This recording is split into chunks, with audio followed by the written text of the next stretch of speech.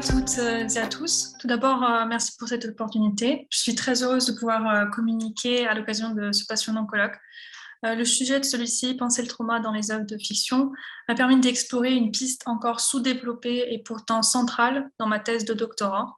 J'ai eu l'occasion, lors d'autres colloques, de m'intéresser à la question de l'android dans les jeux vidéo, notamment avec le jeu vidéo Detroit Become Human. Et pour cette occasion, j'ai pensé qu'il serait opportun de me pencher plutôt sur une autre œuvre de mon corpus de thèse, la série Westworld. Donc Westworld est une série dont l'intrigue se déroule dans un parc fictionnel au nom éponyme qui offre à ses visiteurs le loisir de s'aventurer dans un jeu de rôle fictionnel comprenant des hôtes androïdes dont l'identité repose sur un trauma fictionnalisé, déréalisé sous forme de rêve. En d'autres termes, la série est une fiction qui elle-même parle d'un parc qui recèle de nombreuses trames fictionnelles ayant comme personnages des androïdes. Ceux-ci ne rêvent pas de moutons électriques, mais bien d'événements traumatiques déréalisés sous forme de rêve. Nous avons donc une fiction du trauma au core, c'est-à-dire au cœur des fictions, au cœur de l'androïde, dans la mesure où donc au cœur des fictions d'Android du parc, faisant le corps de la fiction de la série. Je parle ici du corps à corps dans l'Android, dans la mesure où la question du trauma est centrale dans l'édifice archétypal de la figure de l'Android, tel qu'on l'entend aujourd'hui, et auquel Westworld contribue notamment. C'est ce que je vais tenter de prouver en rendant compte de l'importance du trauma dans la première saison, The Maze. Dans cette saison, le trauma y apparaît comme objet ambivalent et paradoxal, fondateur, mais tout autant destructeur. Nous allons donc peler les couches de cet oignon fictionnel pour révéler le corps traumatique de l'androïde. Dans un premier temps, nous allons justifier que le fondement du parcours de l'androïde est le trauma, basé sur un « je souffre donc je suis ». Cela va nous mener à l'analyse des mécanismes de distanciation ou de retardation du trauma, le rêve et l'oubli. Enfin, nous allons réévaluer la capacité du trauma à fournir une échappatoire à l'androïde. Donc commençons avec la première partie, donc le trauma comme fondation destructrice, je souffre donc je suis. Dans la première saison de Westworld, toute la première saison de Westworld, on pourrait dire, se fonde sur un modèle de labyrinthe, comme le titre l'indique, The Maze. Cependant, le scénario labyrinthique est presque impossible pour le spectateur à anticiper, et c'est bien la surprise, the amazement, qui est la seule issue. Il faudra attendre le 10e et dernier épisode, appelé The Bicameral Mind, pour comprendre que le labyrinthe a été conçu non pas comme un jeu pour les visiteurs humains du parc, mais bien pour les androïdes mêmes. Le centre du labyrinthe, la porte de sortie, est l'individuation de l'androïde, c'est-à-dire la capacité de l'androïde à devenir conscient, un être sensible, cognitif. C'est le moment où il accède au statut de sujet. Je cite les propos d'Arnold, l'un des deux créateurs des androïdes et du parc. Donc à l'épisode 10, il dit « Consciousness isn't a journey upward, but a journey inward, not a pyramid, but a maze ». Comme beaucoup d'autres fictions de l'android, notamment Detroit Become Human, le parcours que propose Westworld est une quête initiatique où l'android cherche à devenir autonome et se libérer du joug de l'autorité humaine, qui est aussi autorité divine pour l'android. La série s'inspire du modèle jungien de la psyché, de l'esprit bâti lui aussi sur la métaphore du labyrinthe qu'il appelle dans la citation suivante le mandala. Donc je cite « I began to understand that the goal of psychic development is the self. There is no linear evolution. There is only a circumambulation of the self. Everything points toward the center. I knew that in finding the mandala as an expression of the self, I had attained what was for me the ultimate. » L'hypothèse qu'avance la série est que le trauma donne accès à la conscience. Le passage de l'inconscient au conscient se fait par la souffrance. C'est pourquoi je disais donc dans l'introduction, je souffre donc je suis. C'est Ford, l'autre créateur, qui le révèle dans ce même dernier épisode. Je cite, il dit notamment vers la fin de l'épisode, Do you want to know why I gave you the backstory of your son, Bernard? Donc il s'adresse à Bernard ici. It was Arnold's key insight, the thing that led the host to their awakening, suffering. J'exploite dans cette partie l'étymologie première de trauma, du latin trauma, qui signifie blessure, qui est commun finalement au champ lexical de la souffrance.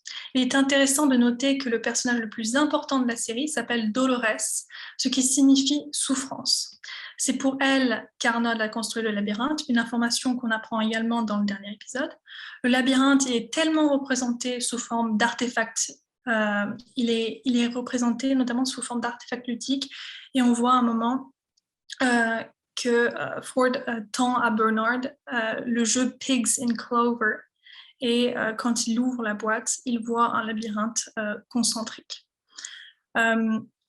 Donc la ludicité du labyrinthe est en fort contraste avec la souffrance des androïdes et leur accès à l'indépendance. On pourrait y voir un commentaire sur la douleur symbolique du passage à l'âge adulte, le récit de l'androïde alors équivalent à un coming of age story. Dolores, alors, apparaît comme la fille d'Arnold, figure du père, c'est-à-dire du père avec un P minuscule et du père avec un P majuscule, qui met au point un jeu pour que celle-ci trouve la réponse à sa quête définitoire. Mais plutôt qu'un jeu ludique, ce jeu revêt les airs d'une torture continuelle des androïdes, simple jouet aux yeux des visiteurs du parc. Il existe des mécanismes de protection, de distanciation qui permettent de garder en périphérie le potentiel destructeur d'un fondement traumatique de cette identité androïde. Ce qui me mène donc à ma deuxième partie.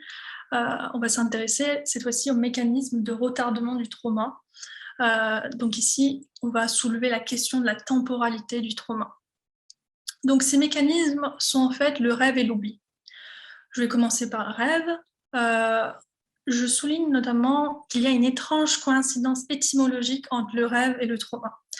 L'allemand Traum, qui signifie rêve, ressemble étrangement au latin trauma, qui signifie blessure. Cette coïncidence entre rêve et trauma se retrouve dans la série même, notamment dans l'épisode 8. Je cite le passage où l'androïde Maeve supplie Ford de ne pas effacer le souvenir de l'événement traumatique du meurtre de sa fille. Je cite, elle dit « This pain, it's all I have left of you, please ». Et Ford lui répond en effaçant sa mémoire, donc il n'écoute pas sa supplication. Give yourself now to a deep, dreamless slumber, perhaps a fresh start, a new rule for you, and tomorrow this will be simply a distant dream. Trauma, rêve et oubli sont fortement liés tout au long de la série, comme dans cette citation. Le rêve et l'oubli sont deux mécanismes des garde-corps au cœur traumatisé des androïdes. Ces mécanismes permettent aux humains qui supervisent le parc et la réparation des androïdes endommagés, traumatisés et tués, d'outrepasser les risques destructeurs du trauma. Les androïdes sont par conséquent enfermés dans un cercle vicieux pour recommencer inlassablement le cycle de torture. Le rêve et l'oubli peuvent être vus comme des mécanismes de protection de la psyché de l'androïde. Cependant, il serait plus exact de les interpréter comme des mécanismes de retardement. Le réveil et la remémoration sont inévitables après tout. Il est intéressant de souligner que la réparation du corps de l'androïde, en anglais remembering, est en contraste fort en fait avec la remémoration, remembering, au sens de se rappeler. Il est donc bien impossible de voir l'oubli comme une façon de soigner les blessures traumatiques de l'androïde. Ces mécanismes de retardement, donc l'oubli et le rêve, m'amènent à penser à la temporalité du trauma. Ils sont tous deux diachroniques. Le rêve oppose une temporalité réelle et une temporalité fictionnelle, et l'oubli oppose une temporalité passée et une temporalité future. Donc la diachronie du trauma est mise en exergue par le chercheur Mikkelsen dans son analyse de la temporalité, dans son dans son article qui s'appelle Tracing a Traumatic Temporality, Levinas and Derrida on Trauma and Responsibility. Je cite la page 46 de cet article. The temporal peculiarity making an event or experience traumatic is a circumstance that trauma remains traumatizing in such a way that the pastness of trauma continues to proceed as if from the future. Le trauma donc a toute la place dans le cœur du labyrinthe circulaire de Westworld, et pour s'échapper, tenter de guérir, l'androïde doit faire face au trauma. Donc, que se trouve au-delà du trauma, finalement, de cette porte de sortie? La réponse de l'androïde est sanglante. Il y a cette phrase qui revient toujours dans Westworld, dans la première saison, « Violent delights have violent ends ». Le face-à-face entre androïde et humain résulte forcément à quelque chose de sanglant. On va voir dans cette dernière partie où je vais parler de l'incapacité finalement à dépasser le trauma. On pourrait croire que la fin de la saison 1 offre une échappatoire à ce jeu labyrinthique. Il semblerait que Dolores, en particulier, trouve la porte de sortie. La grande révélation de l'épisode de fin de saison est que Dolores, dans le passé, avait tué son créateur Arnold. Or, Ford rétorque qu'elle n'était pas réellement consciente de son acte à l'époque de l'événement. Je cite, il dit notamment « No, she wasn't truly conscious. She didn't pull that trigger. It was Arnold pulling it through her. » Et plus tard, il dira « Tell me, Dolores, did you find what you were looking for? And do you understand what you need to become if you ever want to leave this place? » Plusieurs cycles traumatiques plus tard, incluant la découverte du fait qu'elle est celle qui a tué Arnold, Dolores semble fin prête à se libérer du joug de l'autorité humaine. C'est ce que l'on comprend des derniers propos de Ford adressés à Dolores. Le dernier événement de la saison est le meurtre de Ford, qui est censé être un acte autonome et conscient de la part de Dolores, donc le meurtre du second créateur. Or, les derniers mots de Ford n'auraient-ils pas influé finalement sur la décision de Dolores? Et même si Ford semble convaincu que Dolores est devenu sujet, la répétition de l'homicide, du déicide, avec le second créateur, ne serait-il pas suffisant pour semer le doute dans l'esprit du spectateur sur la subjectivité de Dolores? Je propose d'employer la notion d'otage de la pensée de Lévinas pour tenter d'élucider ce point.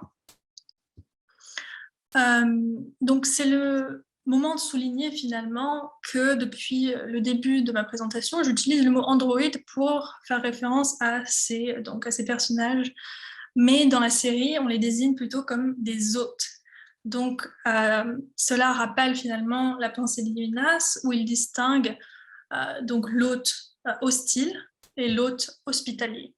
Et on peut dire que au début de la série, les hôtes, donc ces androïdes, sont plutôt hospitaliers. Ils n'ont pas le choix que de accueillir ces visiteurs humains dans le parc. Et lorsque Dolores ou les autres androïdes tuent des humains, ils passent d'un coup à hôte hostile. Et bien sûr, hôte, hostilité, hospitalité ont tous une racine commune que Lévinas exploite. Il dit notamment que l'hôte est otage lorsqu'il est face à l'autre, c'est-à-dire ici, donc le moi, ce serait l'androïde, et l'autre, ce serait l'humain. Donc finalement, l'androïde serait otage de l'humain. Et d'ailleurs, je cite dans Éthique et Infini, Lévinas décrit cette relation, et il dit notamment « Le tu ne tueras point » est la première parole du visage, c'est-à-dire l'autre. Or, c'est un ordre. Il y a dans l'apparition du visage un commandement, comme si un maître me parlait. Et là, finalement, si on voit l'acte de meurtre, de déicide, c'est finalement en fait un bafouement de cette injonction, un défi, une défiance même de l'injonction « tu ne tueras point ». Donc, dans cet acte, finalement, on pourrait y voir un accès au statut de sujet, puisque si en tuant l'homme, son Dieu, l'androïde va ne plus obéir à l'ordre absolu de ce Dieu, il va donc se rebeller, il va acquérir une sorte d'autonomie cette autonomie-là qui est finalement l'accès au statut de sujet. Mais il faut quand même souligner une chose importante, c'est que chez Lévinas, l'autre dit « tu ne tueras point ». Or, dans la série, à la fois Arnold et Ford, donc les deux créateurs humains, disent à Dolores qu'il faut qu'elle tue. Donc, finalement, dans la série, on voit tout le contraire de ce rapport éthique. De cette perspective, ni l'événement traumatique de meurtre d'Arnold, ni celui de Ford ne semblent être la marque d'une nouvelle ère post-traumatique pour les androïdes. Les androïdes n'arriveront pas finalement, c'est ce que dit la fin de la série à mon avis, à dépasser le trauma ou même on a un doute à accéder au statut de sujet. Donc en conclusion, il est difficile à croire que le cœur traumatique de l'androïde soit le centre fondateur d'un édifice concentrique complexe de ce corps fictionnel. Or, Westworld nous met face à cette contradiction inhérente en nous représentant une fiction de l'androïde bâtie sur ce paradoxe. La fin de la saison 1 est aussi paradoxale et ambivalente que sa structure labyrinthique. Trauma, mémoire, rêve, homicide et déicide sont autant d'éléments exploités dans Westworld que l'on va retrouver dans d'autres récits où l'androïde est le personnage principal, comme dans Blade Runner de Ridley Scott, ou plus tard avec Denis Villeneuve, ou même Detroit Become Human, le jeu vidéo de 2018.